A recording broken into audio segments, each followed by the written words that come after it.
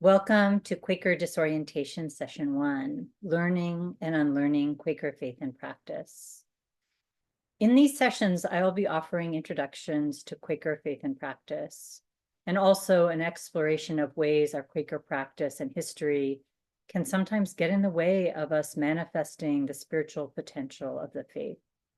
We will be inquiring how to root down into the center of Quaker faith and practice and bring a sense of freshness and lean into the Quaker concept of continuing revelation to stoke the fire of a refreshed and continually renewing Quaker faith. In this session, I will be focused on exploring the practice of unprogrammed Quaker worship, really the center of our faith. Early Friends were often disruptors of other church services, offering unwelcome ministry that they felt arose from the sense of God. Let us see how we can offer that revolutionary fervor to ourselves, to our own practice, to disorient ourselves into a deeper faith. In this session, we'll be covering the origins of Quaker worship, the role of the meeting space, what happens in worship, and how worship concludes. And I'll offer a poem about worship as the final moment in this session. Origins of Quaker worship. The Religious Society of Friends of Truth Quakers are a movement that began in 17th century England. George Fox was frustrated by the Church of England, which he felt was full of professors of faith rather than people who lived the words they preached. He spent years wandering the English countryside, seeking spiritual solace, sometimes consulting with ministers and other religious leaders. But as he later wrote, there was none among them all that could speak to my condition. Finally, when he was standing on Pendle Hill in the north of England, he had a vision of a great people to be gathered. He also had the deep spiritual insight on which Quaker faith is founded.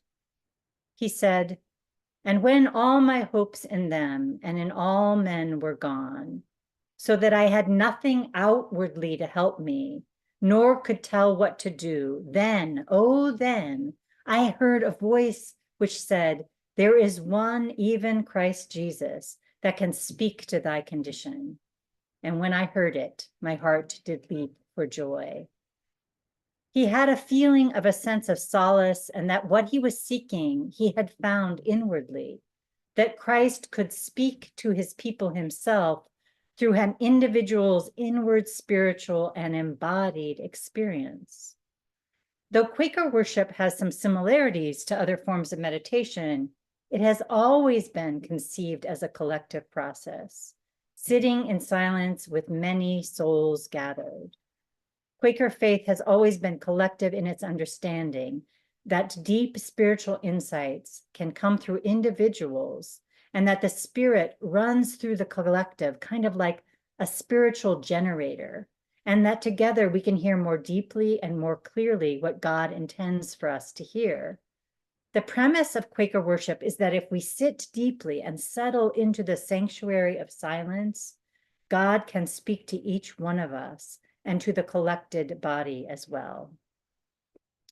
Quaker mystic Thomas Kelly said about worship, "Deep within us all, there is an amazing inner sanctuary of the soul, a holy place, a divine center, a speaking voice to which we may continuously return." Others have compared Quaker worship to a stream or a river or a flowing conduit of light.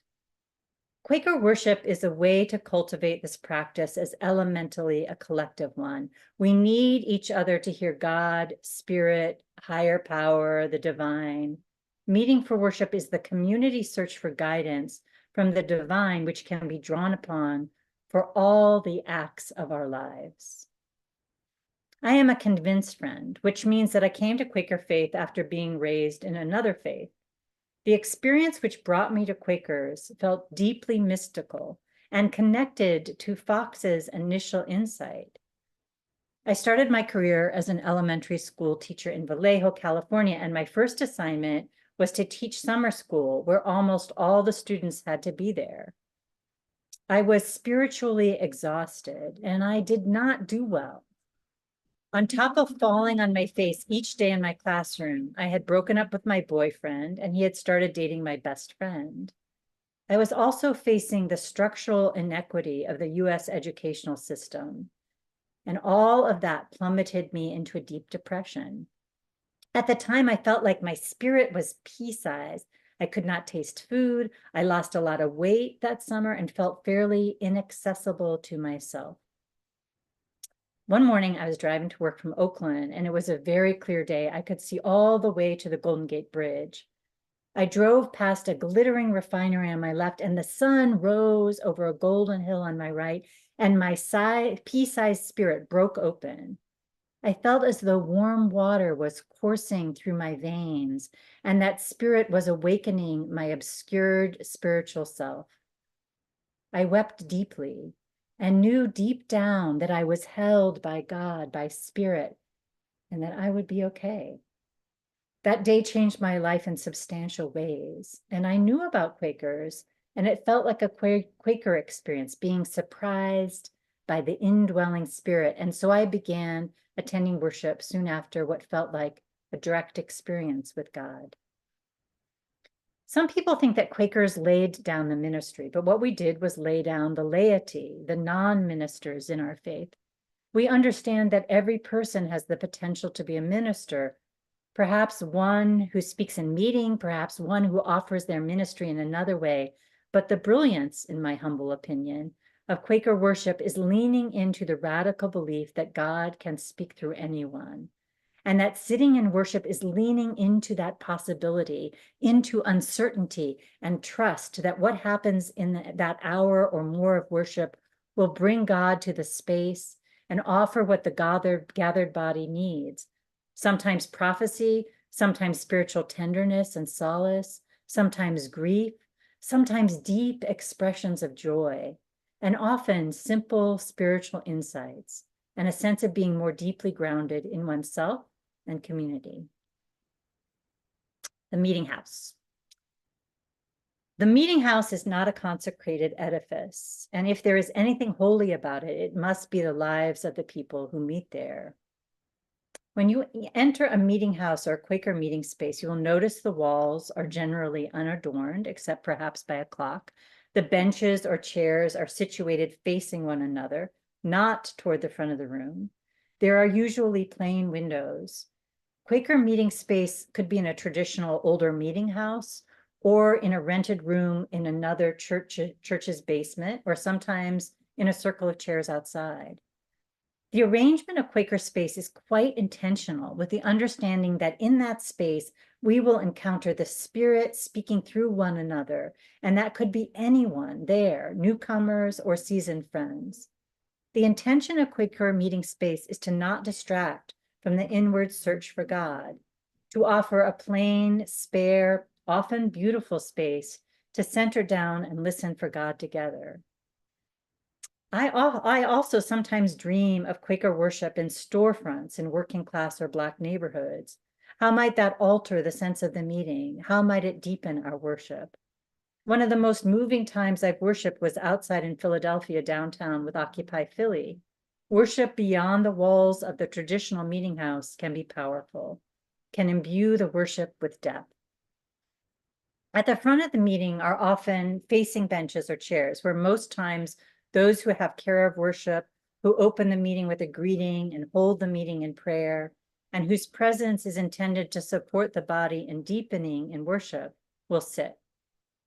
In some meetings, Quaker elders sit on the facing benches or chairs, not those who are given more status in the meeting necessarily, but those whose lives have demonstrated spiritual depth and the capacity to hold the meeting in loving care during worship. You are invited to enter in silence and find a place to sit anywhere in the meeting. Whatever seat calls to you, maybe you can see a tree through a window. Maybe you can see the face of a beautiful friend. Sit where you think you will be supported in settling into worship. Settling into worship. I suggest you sit and find a posture that feels comfortable and opens you to the silence. I try to keep my feet on the floor and my hands resting on my knees to open my heart As you settle into the quiet, open yourself as much as you can. Your life during the week has prepared you for this time of peace and quiet, to hear your thoughts and then to go deeper, beyond the thoughts, to an inner sensing, an inner spring. God is still speaking. What can you hear God, the divine spirit, say? Usually after 15 minutes of worship, younger children will be invited to join First Day School, what friends call religious education for children, and they will return at the end of the meeting for worship. Sandra Cronk said about this about worship. Early friends expected and experienced the inbreaking of the Holy Spirit in their meeting for worship. Many friends expect to be transformed in the silence, in the worship.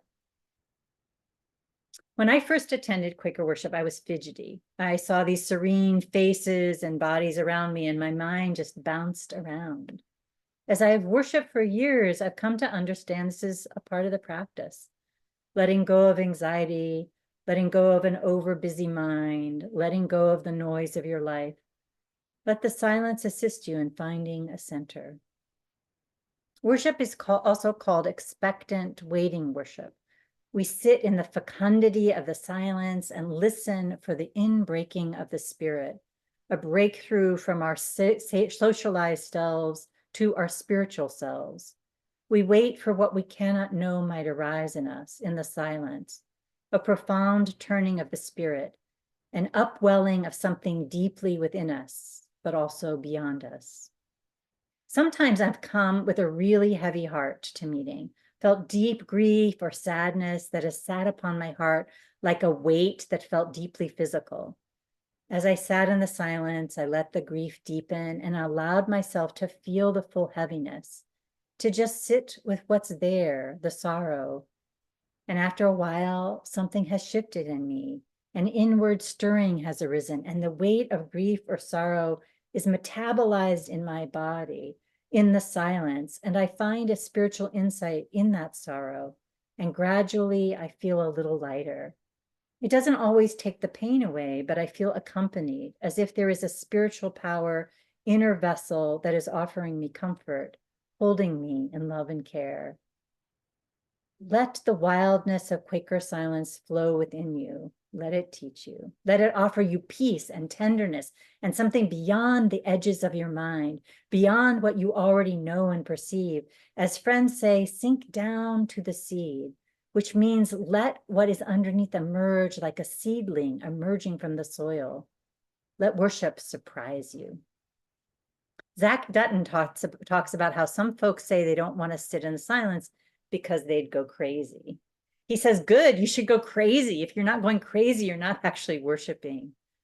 Part of Quaker worship is just being with what is, coming as you are and grappling with it.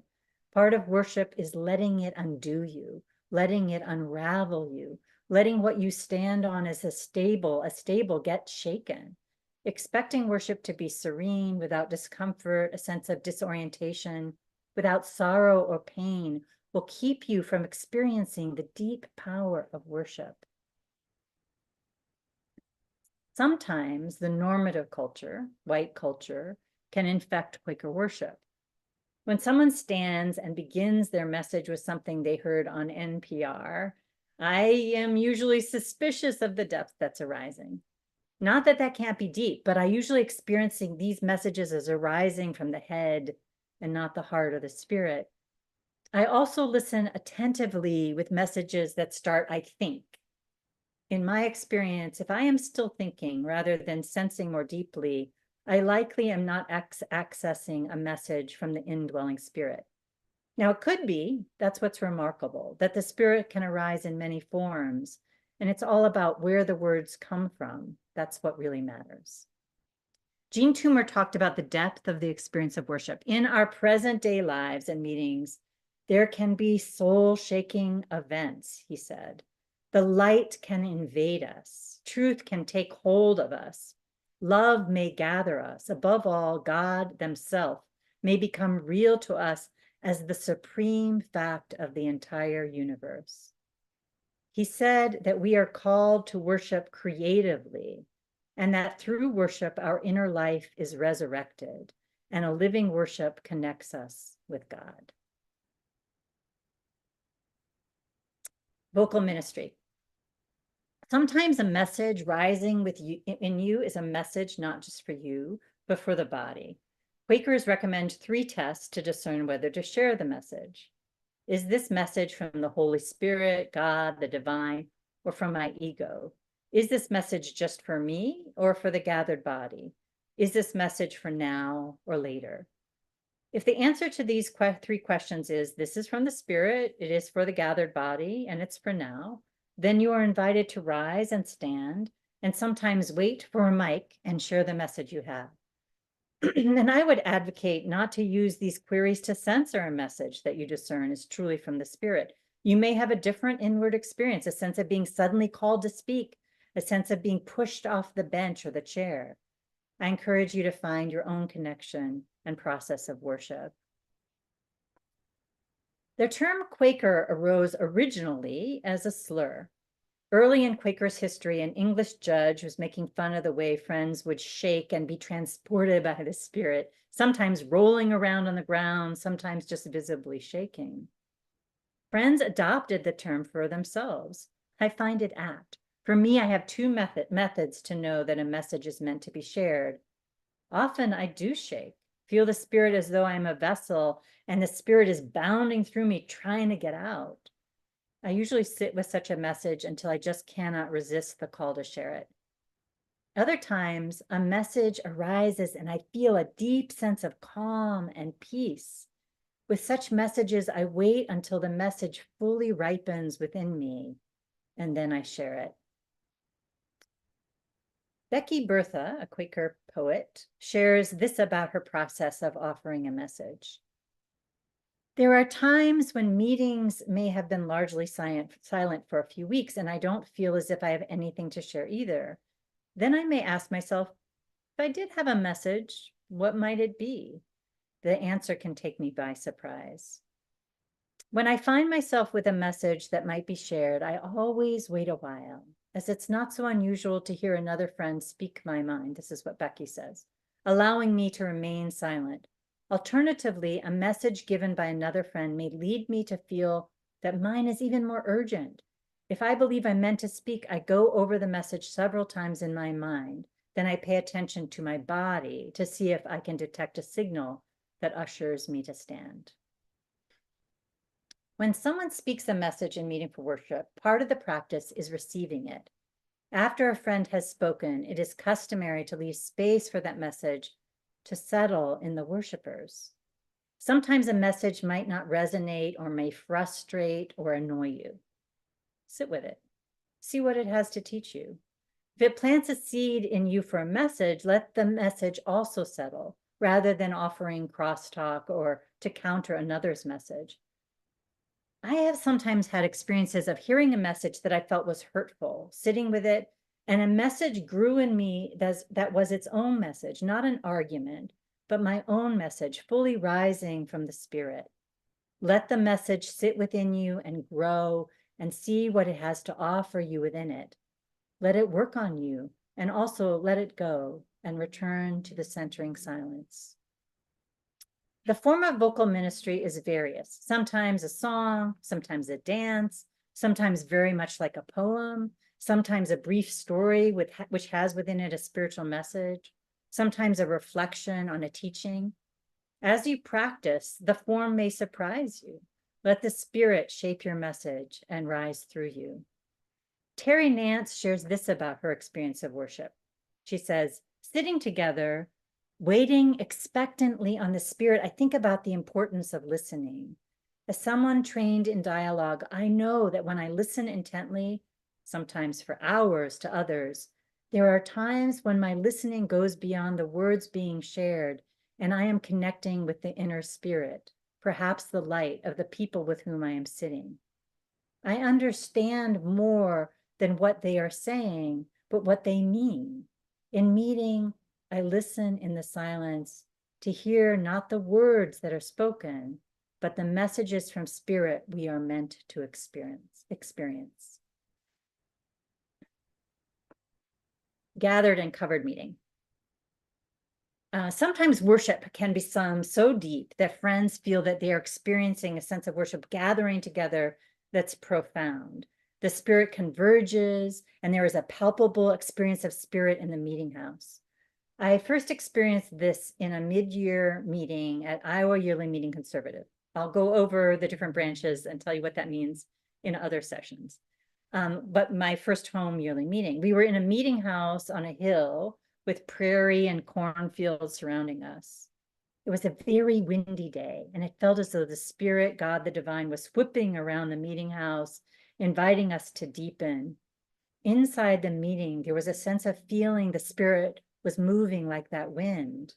I remember a message rising in me, and another friend stood and spoke what I had been intending to speak. I remember the messages that day provoking me to weep. Another word for this experience is a covered meeting, covered by God, the Spirit, the divine. It is a powerful experience of the collective presence of God. Though the practice of worship can make this experience more likely, as can feeling deeply connected to the other worshipers in the meeting, it is a surprise, a holy offering that comes as a blessing, as a gift. Closing worship. After an hour, or in extended worship after a longer period of time, the person who has care of worship will shake the hands of those nearby and say, "Good morning, friends." The meeting pauses for a moment so friends and attenders can greet one another. Then the person with care of worship invites friends to offer announcements about when meeting for business might be, what social justice action friends might consider supporting, when Bible study might next be, what religious education offerings the meeting has, or other things having to do with the life of the meeting. This time is customarily followed by a time for fellowship for friends to drink tea or a light repast and share with one another about their lives. This part of the worship is also elemental, a space to know one another beyond the context of worship. I'm going to close this meditation on worship with a poem that came to me as I was sitting in worship in Green Street in this meeting house behind me. And it was very interesting. It came fully as a poem. It wasn't for me to speak in worship that day. It was for me to write down and share in other ways, like this one. A prayer for the coming of the light. The snow is melting. The air is crisp. I sit in meeting for worship and I notice the ticking of the clock. A siren screeches. The benches creak. Bodies situate themselves, resting their bones, taking a breath, waiting. The noise revs up in my head, the to-do lists, the moments I said the wrong thing, the news of a friend's illness, the awareness of all the walls we erect to keep what will heal us out. I let the clamor go by. I settle. Underneath the din, I reach the interior. I exhale